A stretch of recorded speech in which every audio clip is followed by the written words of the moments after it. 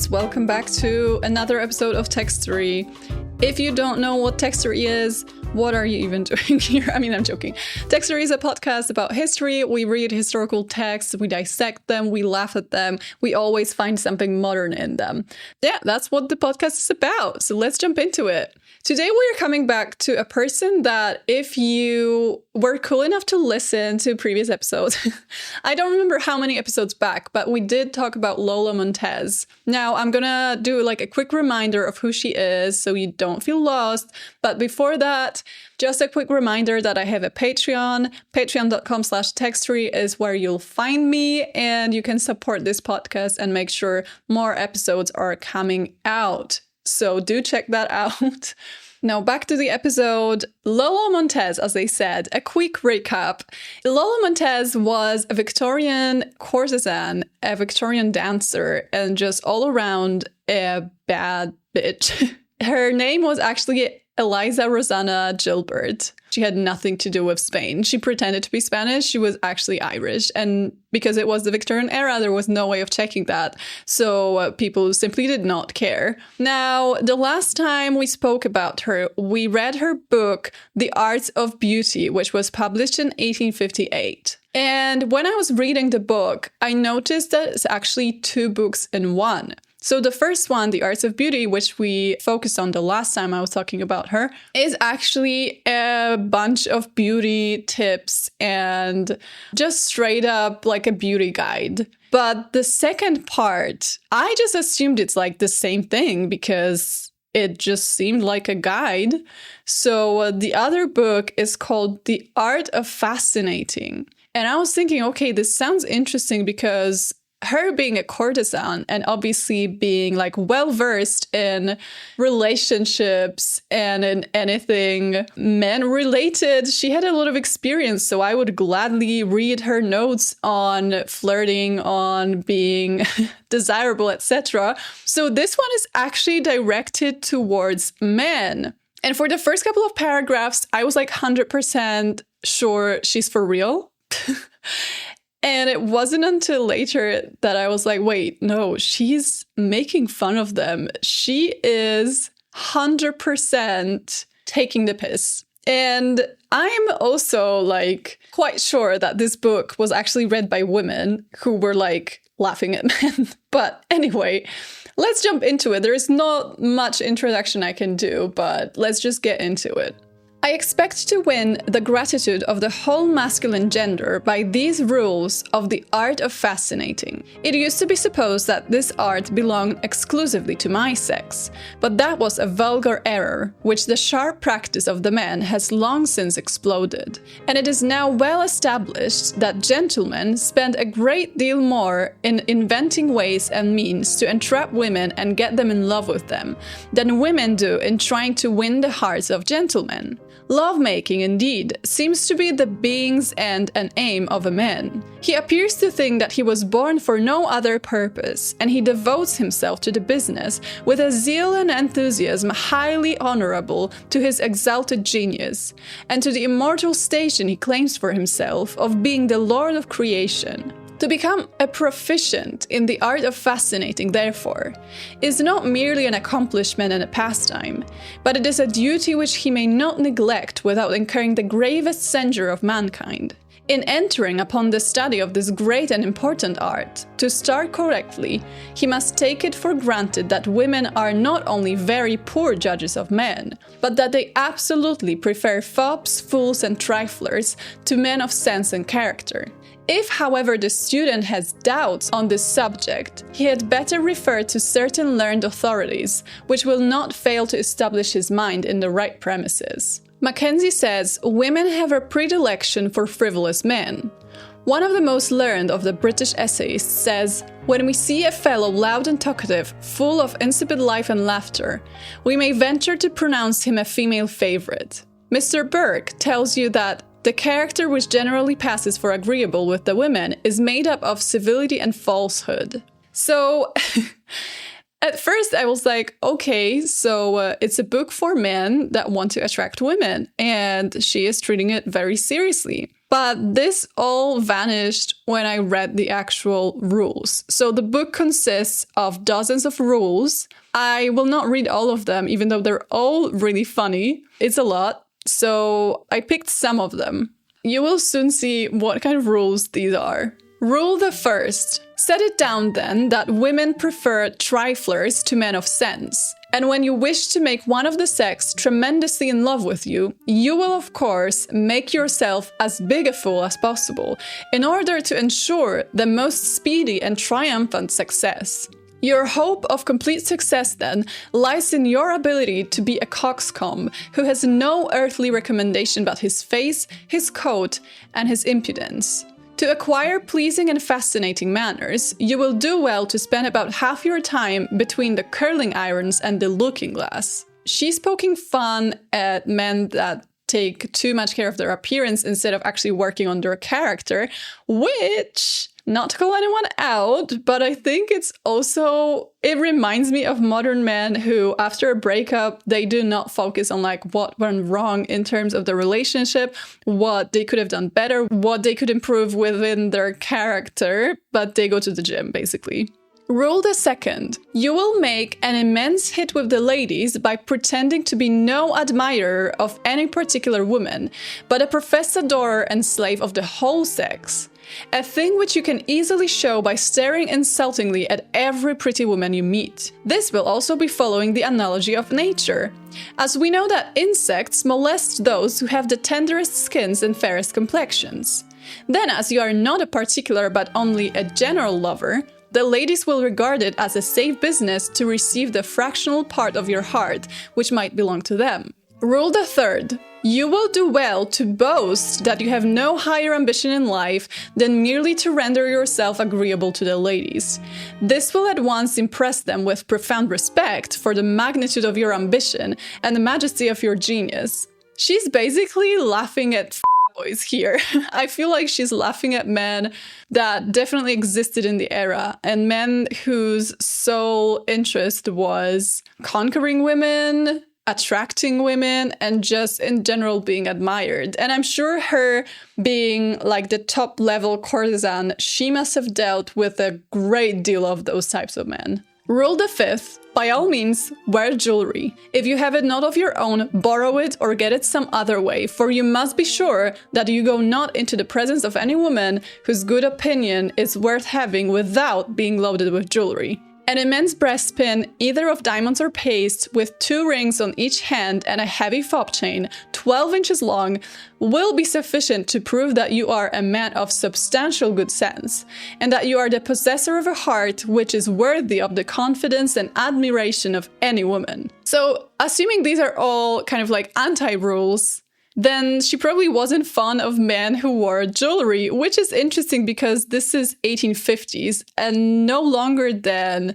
like 60, 70 years prior, that was completely normal for men to be adorned with jewelry just as much as women. Maybe like minus the earrings, but in general, 18th century was very big in terms of men's outfits, men's fashion, and men's flamboyance. And fast forward to 1850s, she is actually mocking them. Rule the seventh. Let your compliments be of so marked a character that there can be no mistaking them. For instance, you may ask her if she is always particular to shut her eyes on retiring to bed. She will ask why, and you will answer, because if you do not, I fear that the brightness of your eyes will burn holes in the blanket or set the house on fire. Check out that Rizz. Check out that Rizz. This guy, he's 100% getting it. Rule the 8th. You cannot be too attentive to your dress. You should never approach a lady except when dressed so as to look precisely as though a tailor had made you not more than 15 minutes before. Rule the 9th. On being introduced to a lady, you will immediately inform her that you consider that the proper study of mankind is woman, and that Pope was therefore wrong when he asserted it to be men. So basically, it's the Victorian equivalent of modern guys who actually do not care about women, but they're like, I read a feminist manifesto recently. Rule the 10th. If you are invited to dine, go at least an hour or an hour and a half before the time, for then the lady will be sure never to forget you, as the attentive and polite gentleman who allowed her neither time to dress nor to superintend her dinner. Rule the 12th. When you call upon a lady, be sure that you say something smart and make some local hit applicable to herself. For instance, if you perceive that she has a cough, you can say that you are sorry to hear that, as you fear it may lead to a coffin. What? Oh, a cough. Okay, this one got me. I mean, I love puns. This will actually work. Some such sublime joke as this will be sure to obtain you a favorable reception. I mean, I'm kind of into it, not gonna lie. Rule the 13th. If you invite a lady to go to the theater, neglect not to leave her and go out to drink with your male friends between each act, as this will show her that you have confidence that she can protect herself. And if you can fall asleep during the play, it will be a great thing for you, as it will show that you are too much interested in her to take any interest in the play. And besides, she has the sweet privilege of imagining that you're dreaming of her. Nothing so fascinates a woman as to know that a gentleman dreams about her. I feel like she just wrote down a list of red flags that she collected over time. Like, me and my friends once sat down and we started writing down red flags at a cafe. These were all things that we agreed on. So I think it's interesting that this sounds so much like it's that, but written by a Victorian woman. And I feel like Victorian women buying the book were like, oh my God, same girl.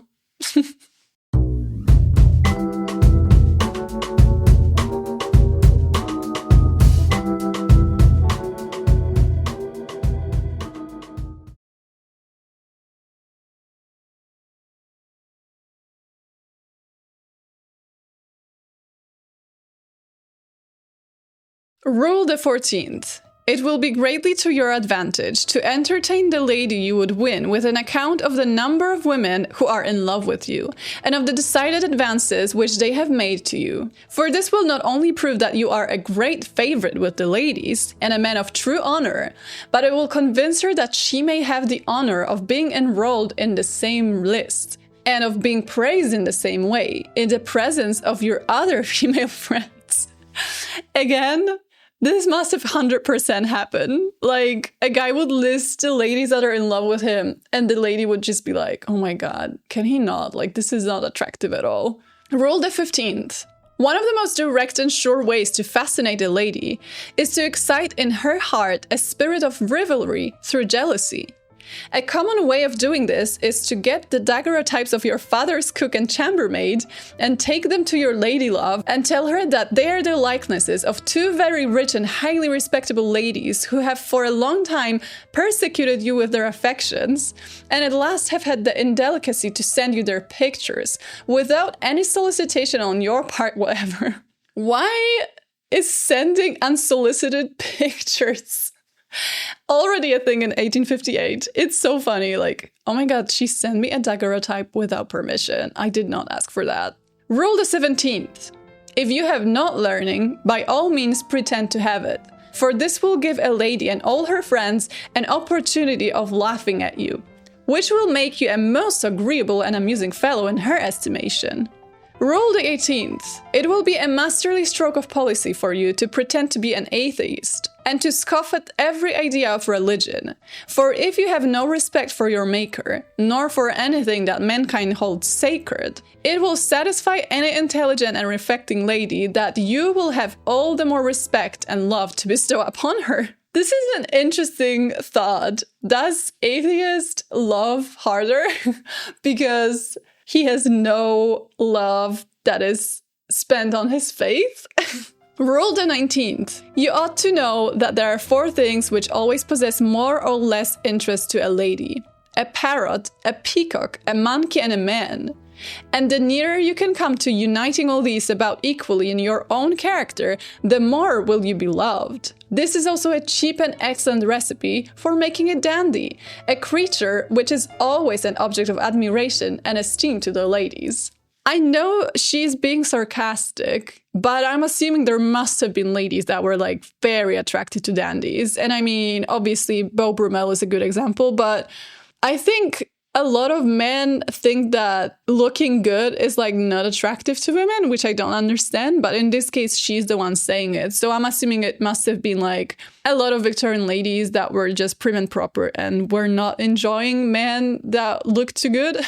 Rule the 20th. As heels are of more importance to men than heads, you will, of course, spend all your earlier days in learning to dance. And when you are perfected in the art, you cannot do better than spend the rest of your time in dancing. I don't understand why this one's supposed to be like irony, because they did genuinely care about their dancing. But maybe it's about men who dance well, but maybe we're not too smart. Rule the 21st. Nothing so readily fascinates a lady as wit. But as this is a very rare thing, and only 1 in 10,000 really possesses it, the best you can do is affect it. That is, you can try to be witty, and even if you should fail, the lady's laughter will testify how much she is delighted at your effort. Rule the 22nd. Should you invite a lady out to supper, you must by all means order 3 times as much of expensive dishes as it will be possible for you to eat, as this will show her that you have a generous disregard of money, and would just as soon waste it as spend it economically, which will convince her that your wife will never want for money. That is, if you have any yourself. Rule the 23rd. Whenever you call on a lady, speak of having just come from the club and dwell with pride upon the amount of time you spent there, because all ladies have great faith in the happy influence of such places as clubs upon a young man. I know the meaning of the club here is different because it was like a gentleman's club, but they still drunk in the club and they still smoked in the club and got crazy in the club. So it's pretty much like the Victorian equivalent of a guy saying that he likes to party a lot. Rule the 24th. You must do everything in your power to convince the lady that you are, in a modest way, a great admirer of beauty. An excellent way to prove which is to be always seen on rainy days when the streets are muddy, standing at the corners where most ladies pass, staring at the embarrassments of pedestrian beauty, picking its blushing way through the mud. This is a compliment to the ladies and a proof of your modest and elevated admiration of the beautiful, which every respectable woman will duly appreciate. Why does this remind me of those skits where women pretend that they love catcalling? You know, you have a man that catcalls them, and then women do what they think men think that women should do when they catcall them. Do you know those videos? Like, obviously it's actors, but the women would be like, oh my god, did you just catcall me? That's so exciting. Thank you. Oh, I know I have a nice ass. I've always wanted to hear that. And like, what do they think is going to happen? I feel like this is the Victorian version of that, where sure, if you stare at ladies, they're going to feel so comfortable around you.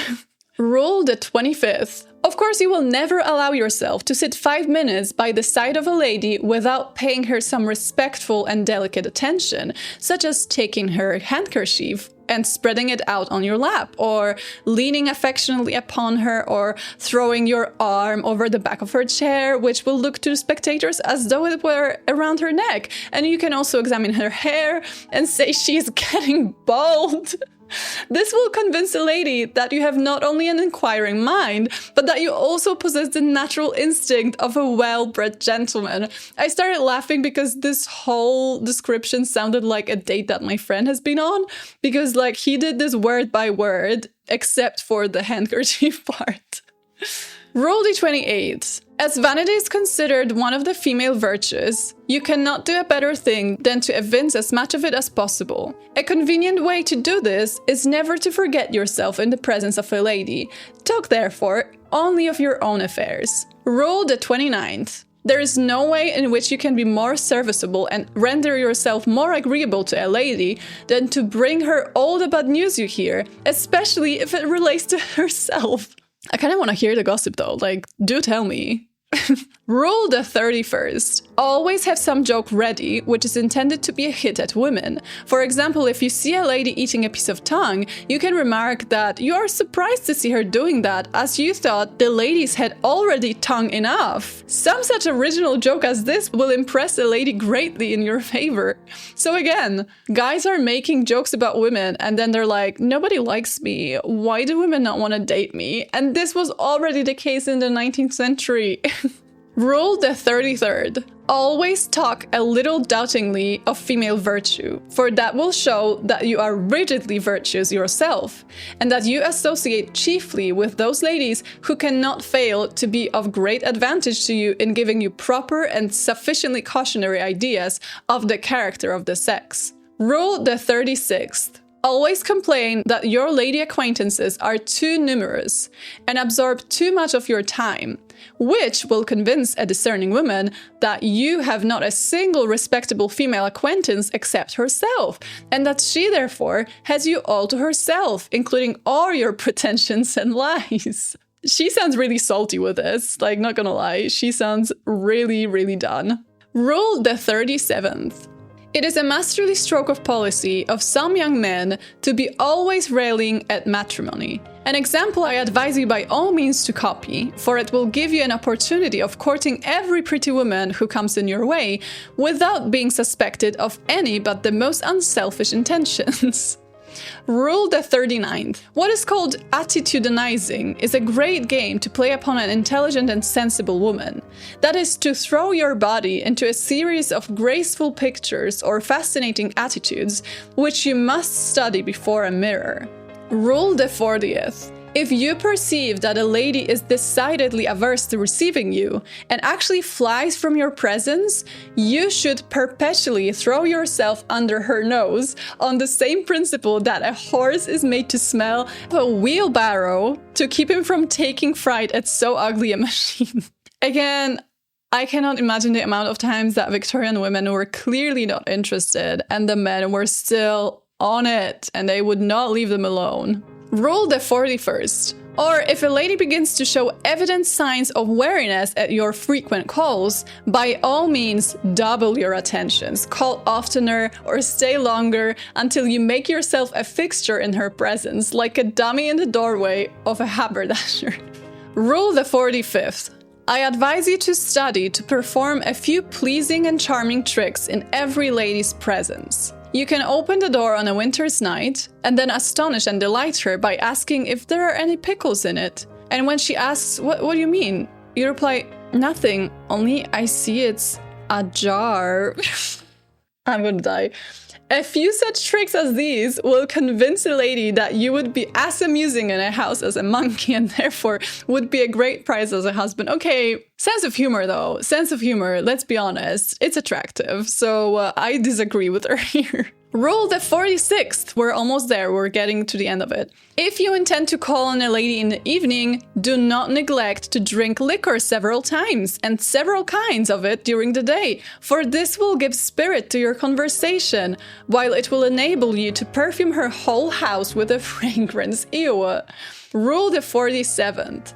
Giggle and laugh perpetually. Make fun even of serious things. For that will show that your heart is as light as your head, and that grief is as great a stranger to the one as sense to the other.